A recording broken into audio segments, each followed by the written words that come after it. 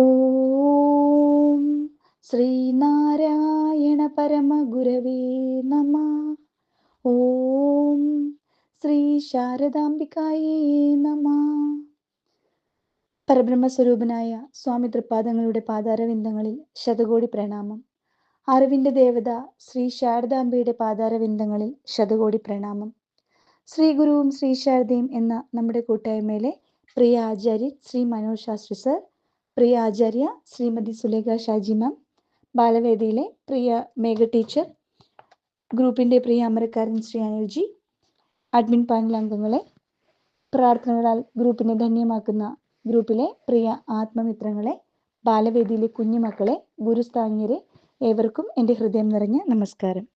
നമ്മുടെ ഗ്രൂപ്പിൽ നടന്നു വരുന്ന ചതയം മുതൽ ചതയം വരെ എന്ന മഹനീയമായ ഈ ഒരു തീർത്ഥയാത്രയുടെ ഭാഗമായതിൽ എനിക്ക് ഒരുപാട് സന്തോഷം, മഹാഗുരുവിൻ്റെ അനുഗ്രഹമായി ഞാൻ കാണുന്നു.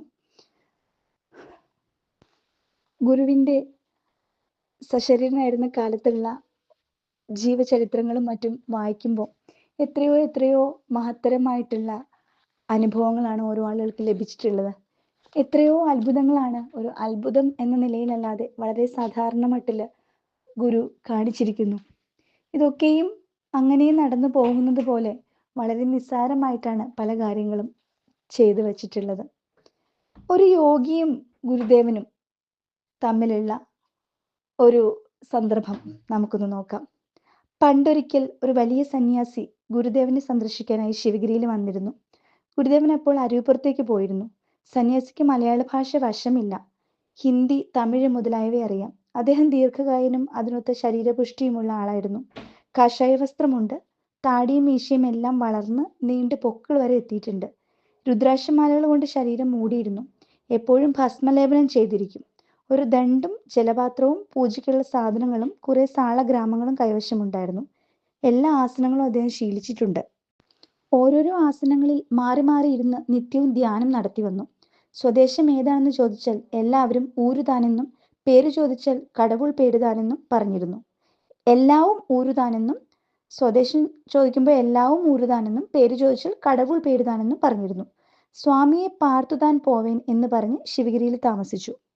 കുട്ടികൾ അടുത്ത് ചെന്നാൽ മണ്ണ് വാരി കൊടുക്കും. അത് അപ്പോൾ പഞ്ചസാരയായിരിക്കും. അവർ അത് വാരി തിന്നിരുന്നു. ചിലർക്ക് കല്ലെടുത്ത് കൊടുക്കും. അത് ചിലപ്പോൾ കൽക്കണ്ടമായിരിക്കും.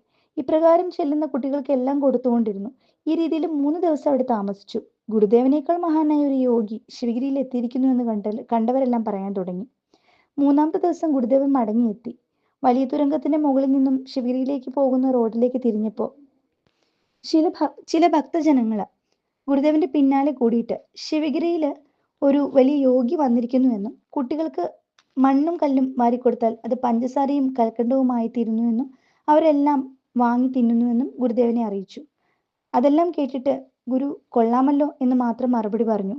ഗുരുദേവന് സാധാരണ സന്യാസിമാർക്കുള്ളതുപോലെ കാഷായ വസ്ത്രമോ രുദ്രാക്ഷമാലയോ താടിയോ മുടിയോ ഭസ്മലേപനമോ ഒന്നുമില്ലല്ലോ. കണ്ടാൽ വെള്ളവസ്ത്രധാരിയായ ഒരു എളിയ ഗൃഹസ്ഥനെ പോലെ തോന്നും. ഈ വേഷത്തിൽ ഗുരുദേവൻ ശിവഗിരിയിലെത്തി വൈദിക മഠത്തിൽ ഒരു സ്റ്റൂളിൽ പോയിരുന്നു. ഗുരുദേവൻ കടന്നു പോയതായി യോഗി കണ്ടപ്പോൾ യോഗിയുടെ പ്രകൃതത്തിന് പെട്ടെന്നൊരു മാറ്റം ഉണ്ടായി. കൈവശമുണ്ടായിരുന്ന പൂജാസാധനങ്ങളെല്ലാം എടുത്തുകൊണ്ട് ഗുരുദേവ സന്നിധിയിൽ ചെന്നിട്ട് ഗുരുവിന്റെ പാദങ്ങൾക്ക് നേരെ ദണ്ഡ നമസ്കാരം ചെയ്തു. അത് കഴിഞ്ഞ് എണീറ്റിരുന്നു. പൂജാസാമാനങ്ങളെല്ലാം ഉപയോഗിച്ച് പാദത്തിന് നേരെ ഭക്തിപൂർവ്വം പൂജ നടത്തി. തന്നെ മാത്രമല്ല തനിക്കുള്ളതെല്ലാം ഗുരുദേവനിൽ അർപ്പിച്ചിരിക്കുന്നതായി അറിയിച്ചു. അയാൾ കാഴ്ചവെച്ച സാധനങ്ങളിൽ നിന്നും ഒരു സാളഗ്രാം മാത്രം എടുത്തിട്ട് ശേഷമെല്ലാം നിങ്ങളുടെ ആവശ്യത്തിന് തന്നെ ഇരിക്കട്ടെ എന്ന് ഗുരുദേവൻ കൽപ്പിച്ചു.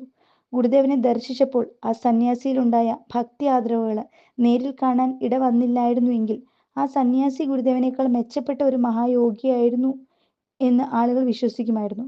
ഗുരുദേവനുമായി ഇടപെട്ടപ്പോൾ സന്യാസിയുടെ യഥാർത്ഥ സ്ഥിതിയും നിലയും വെളിപ്പെട്ടു.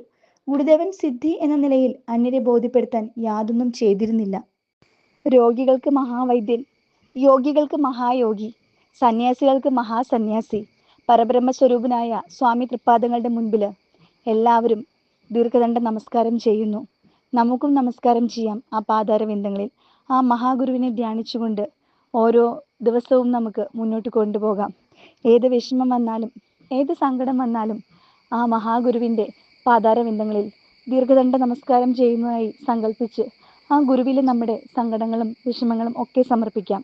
എല്ലാവരെയും അനുഗ്രഹിക്കാൻ എപ്പോഴും ഗുരു കൂടെയുണ്ട് എന്ന വിശ്വാസം എല്ലാവരെയും മുന്നോട്ട് നയിക്കട്ടെ എന്ന് പ്രാർത്ഥിച്ചുകൊണ്ട് എൻ്റെ വാക്കുകൾ ഗുരുവിൻ്റെ പാതാരവിന്ദങ്ങളിൽ സമർപ്പിക്കുന്നു. നന്ദി, നമസ്കാരം. ഗുരുധർമ്മം വിജയിക്കട്ടെ.